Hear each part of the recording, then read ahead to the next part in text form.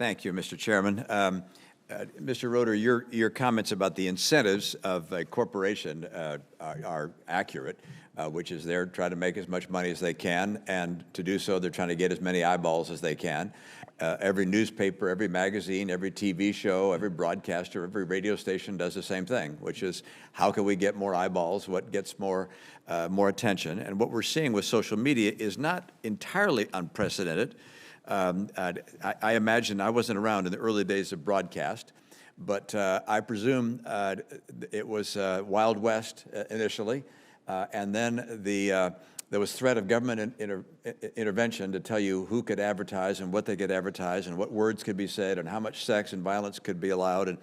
And the industry came together and said, okay, we're going to start grading things and establishing rules. Ultimately, from what I understand, the government also established an entity to establish rules for broadcasting, saying what you could show at certain hours of the day, how much sex and violence and so forth could be on broadcast networks. And we haven't done that with regards to social media. Social media is far more engaging and captivating of our young people, as well as many adults, than broadcast was. And I wonder whether we need to do this. One, whether the industry should not come together and talk about its own decision-making, the rules, where they draw the lines, and say, yeah, these are things we are all going to agree to. And if the industry doesn't do that, whether government should, whether we should establish an agency to say, hey, these are the rules, and you're all going to have to follow them. Is the industry willing to take action of that nature? Could it? Should it? And if not, should government? And I'll ask you, Mr. Roeder, first, and then Mr. Boland and Mr. Kane.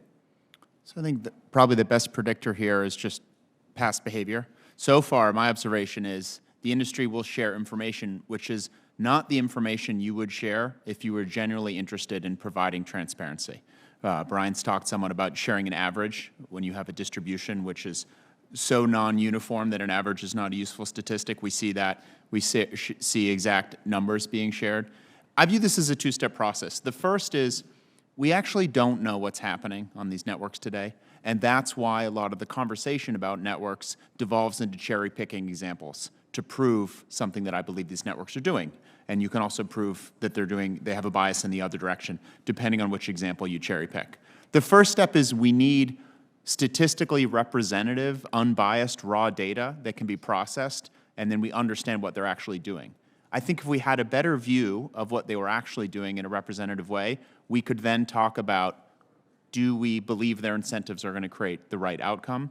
What is the true impact of that? And then, faced with that shared understanding of what the networks are doing, it's possible, to your point, that maybe the companies would come together and decide to self-regulate because they realize the specter of someone else regulating them is worse. I'm not sure. But I think really the first step is demanding the transparency so we have a shared view on what's actually happening on these things. Yeah, thank you. Mr. Boland? Yeah, I think that usually you see industries take self-regulatory steps when they feel like external pressures or legislation's impending. And, right. I don't believe that they feel that with the United States today. And I think that drives a decision from them to kind of let the status quo go. I think what's particularly terrifying is that we don't know what's happening on these platforms today. The nice thing about broadcast, excuse me, is that you know what was broadcast. Everyone could see what was being broadcast.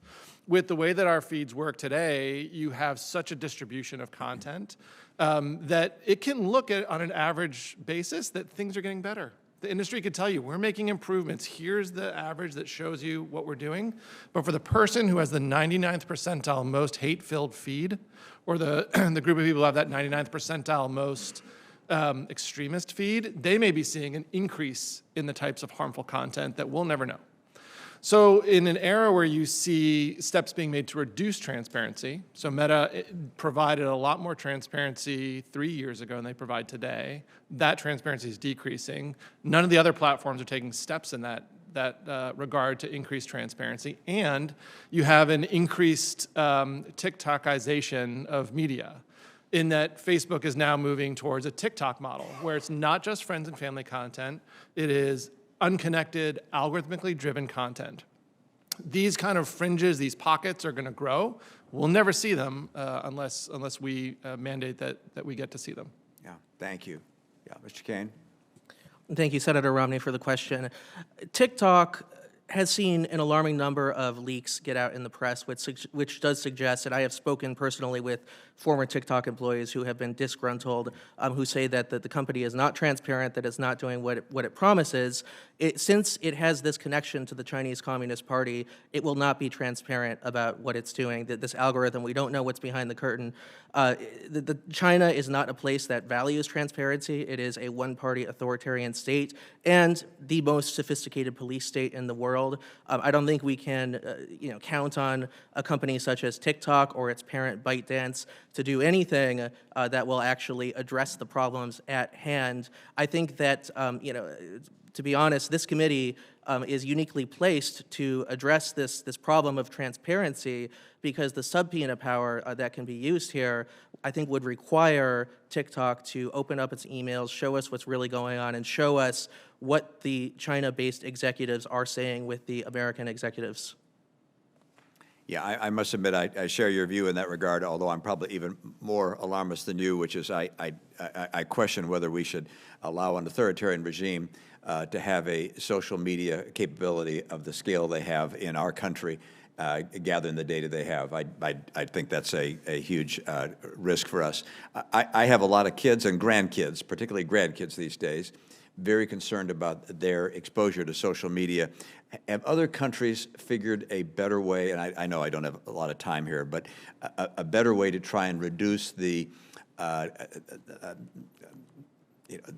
draw and the compelling nature of social media? I understand China, for instance, between various TikTok segments, they have a 5-second gap where the screen, I guess, goes blank or something. But are we not doing even what other nations are doing to try and protect our kids? And I'll let anyone wants to respond to that. Maybe Brian, if you want to take that. Yeah, it's a tricky one in that you're dealing with incentives you would mandate versus steps you'd like to see the companies take on their own. There are steps that you're describing friction, right? That slow down the kind of effective process.